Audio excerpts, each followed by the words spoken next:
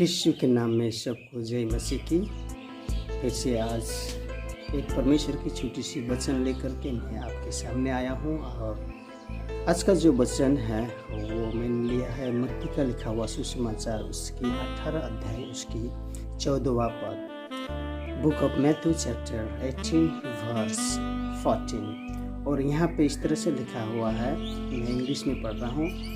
Even so, it is not the will of your Father which is in heaven that one of these little ones should perish.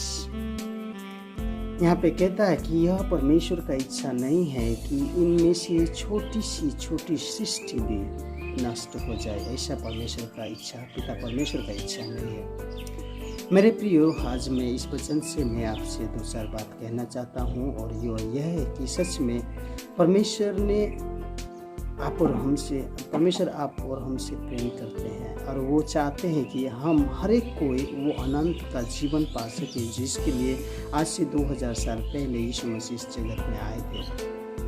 इसीलिए मैंने कल भी एक वचन को बताया था जो यीशु मसीह कहता है, यूहन्ना रचित सुसमाचार उसकी 10 अध्याय के 10वां पद कहता है कि मैं तो तुम्हें जीवन पाऊँ और तुम बहुतायी के जीवन पाओ, ये हेतु से मैं यहाँ पे आया हूँ। तो कहने का मतलब परमेश्वर आज भी आप और मुझे वो जीवन देना चाहता है जो उन्होंने आप और मेरे लिए रखा, लेकिन उसको पाने के लिए जो आप और मुझे जो करना है वो हम नहीं कर पाते हैं। इसकी वजह से जो परमेश्वर का जो इच्छा है वो पूर्ण नहीं होता है।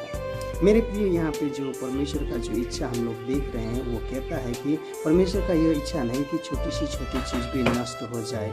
यहाँ पे जो परमेश्वर का इच्छा यह है कि हर एक वो व्यक्ति, हर एक वो सृष्टि वो क्या ना हो जाए, नष्ट ना हो जाए। तो मेरे प्रिय, आज हम आप और मुझे ये सोचने का ज़रूरत है, जब परमेश्वर ने ये बात जब उन्होंने कही तो इसके पीछे वो क्या कहना चाहते हैं।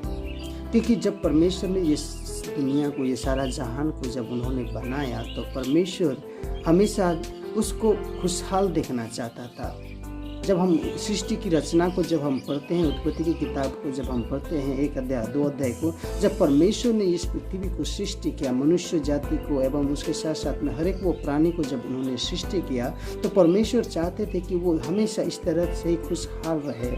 लेकिन वो नहीं हो पाया क्योंकि उसके बीच में शैतान इंटर हो जाता है और शैतान आ जाता है उस अदन के बगीचा में। और उसके बाद में जो परमेश्वर का जो योजना है, जो परमेश्वर का जो इच्छा है, उसको क्या कर देता है, ध्वंस कर देता है। मेरे प्रियो, आज भी ऐसा ही हो रहा है। आज भी हमारे जीवन में जब भी हम परमेश्वर की ओर बढ़ते हैं, जब भी हम परमेश्वर की ओर आगे जाते हैं तो शैतान बीच में आकर के वो हर एक वो परमेश्वर के नियमों को वो तोड़ देते हैं और वहाँ पे वो अपने राज्य को विस्तार करने में वो लग जाते हैं। आज यही हाल हमारे व्यक्तिगत जीवन में, हमारे परिवार में, हमारे कलीसिया में, हमारे समाज में, हमारे देश में यही हो रहा है। मेरे प्रिय, यहाँ पे जो परमेश्वर कहना चाहता है कि हर एक वो चीज़ नष्ट ना हो जो परमेश्वर ने सृष्टि किया। अगर हम लोग देखें पृथ्वी की हर एक वो परमेश्वर का जो सृष्टि है उसको हम ही क्या कर रहे हैं, ध्वंस कर रहे हैं, विनाश की ओर लेके जा रहे हैं। आज हम अपने आप को इतना मॉडर्नाइजेशन कर चुके हैं कि हम परमेश्वर से ज़्यादा हम उस चीज़ों पे भरोसा करते हैं, उस चीज़ों पे हम ज़्यादा निर्भरशील हैं जो मनुष्य के द्वारा सृष्टि किया है। तो यहाँ पे जो परमेश्वर कहता है कि एक में से छोटी भी विनष्ट ना हो। आप जानते हैं वो आज विनष्ट का कारण बहुत कुछ है।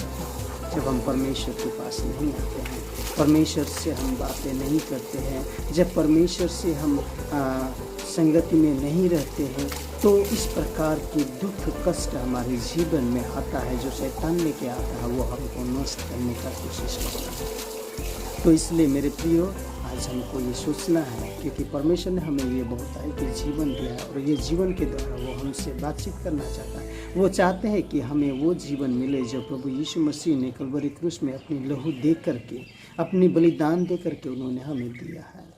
इसलिए आज हम अपने परमेश्वर को अब्बा पिता कहकर बुला रहे हैं। आज इस चीज़ को हम मनन करें और परमेश्वर की इच्छाओं को हम जानने की कोशिश करें। परमेश्वर हम सबको अपने इस वचन के द्वारा हमें आशीष दे।